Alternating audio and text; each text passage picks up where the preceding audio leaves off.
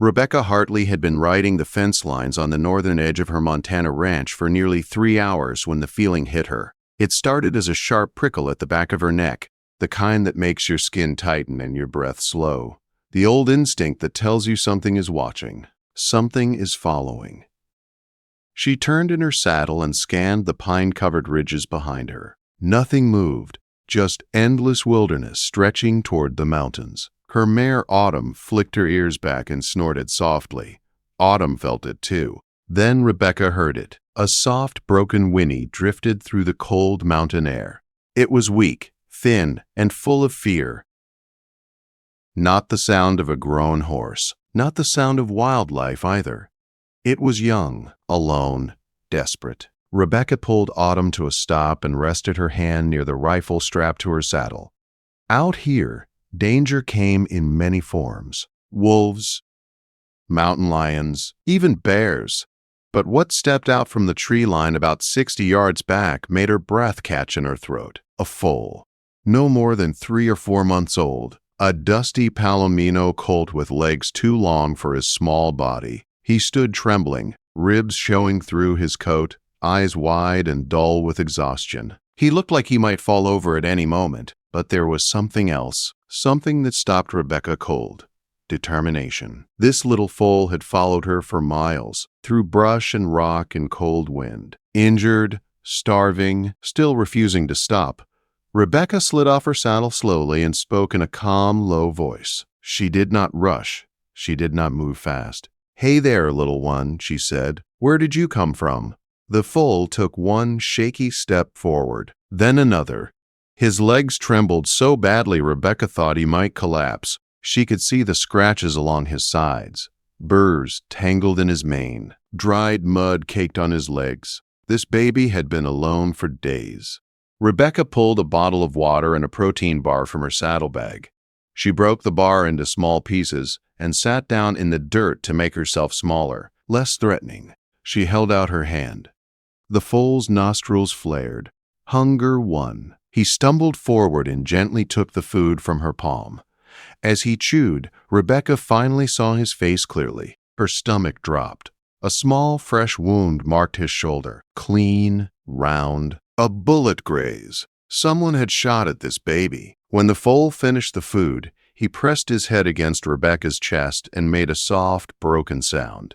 His whole body shook, not just from hunger, but from fear. Whatever he had been through, it was far worse than getting lost. Rebecca knew she could not leave him. Not here. Not like this. But the ranch was 8 miles away, and the foal could barely stand. He was too big to carry and too weak to walk. She made a decision that would later be called either brave or foolish. She guided the foal carefully toward Autumn. Slowly, gently, she lifted the colt and laid him across the saddle, resting him over Autumn's withers. The foal did not fight. He was too tired. Rebecca led Autumn on foot, one arm supporting the foal the entire way.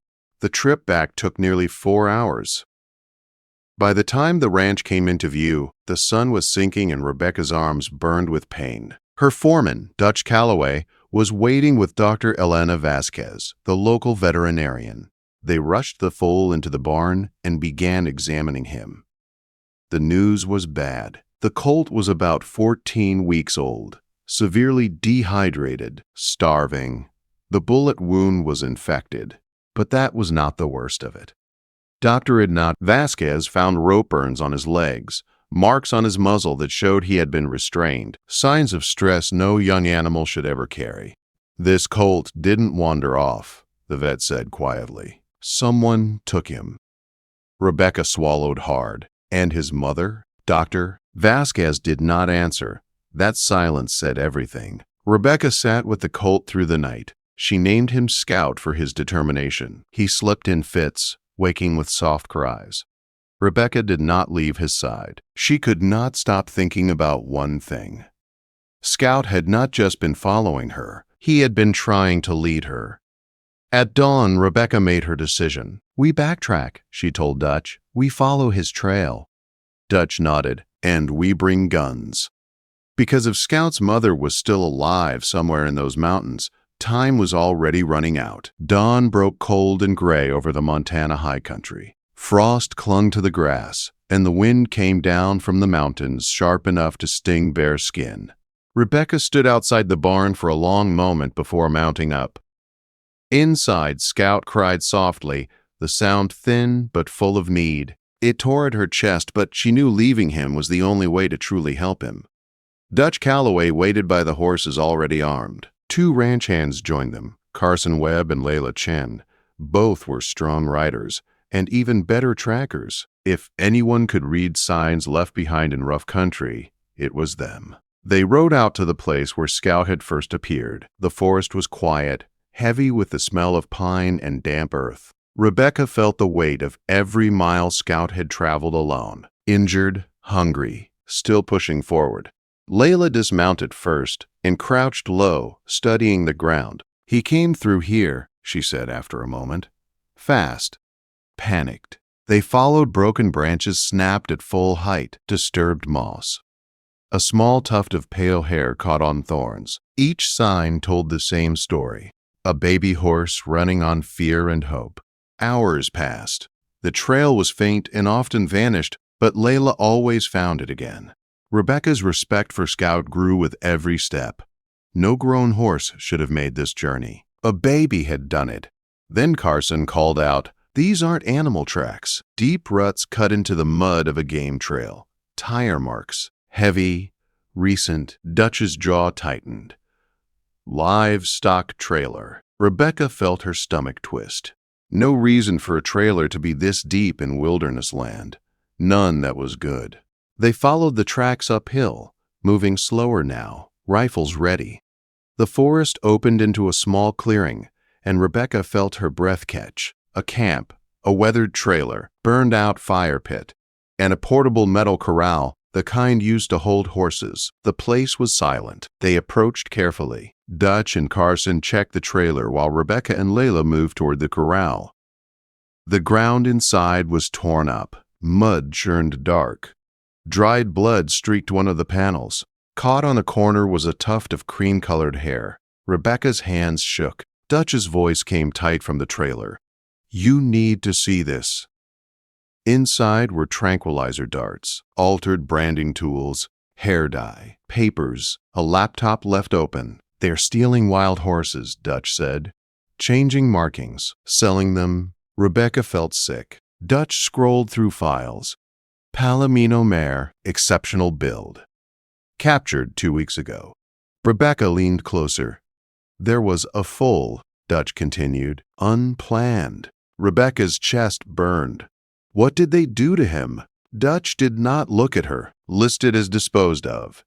Scout had escaped. He had run. He had followed her because his mother was still out there. Layla appeared at the trailer door. "There's another trail. Single horse. Blood. Fresh." They moved fast. The trail led over a ridge and down into a narrow ravine hidden from view.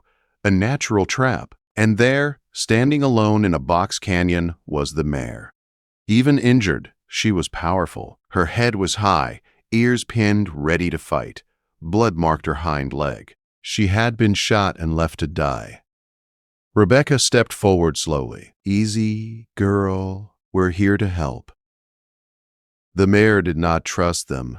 Not yet. Rebecca pulled out her phone and played a short video she had taken that morning. Scout's thin whinny echoed through the canyon. The mare froze. Then she answered. The sound that came from her chest was raw and broken. She tried to move, collapsed, and struggled to rise again. Tears streamed down Rebecca's face. "She's alive!" Rebecca whispered. He led us to her. They could not move the mare. Her injury was too severe. Rebecca called Dr. Fasteritis Vasquez, who arrived hours later by helicopter with emergency supplies. The mare was treated on site and stabilized. A plan was made. They would bring Scout to her. 36 hours later, Rebecca stood at the canyon entrance holding Scout's lead rope.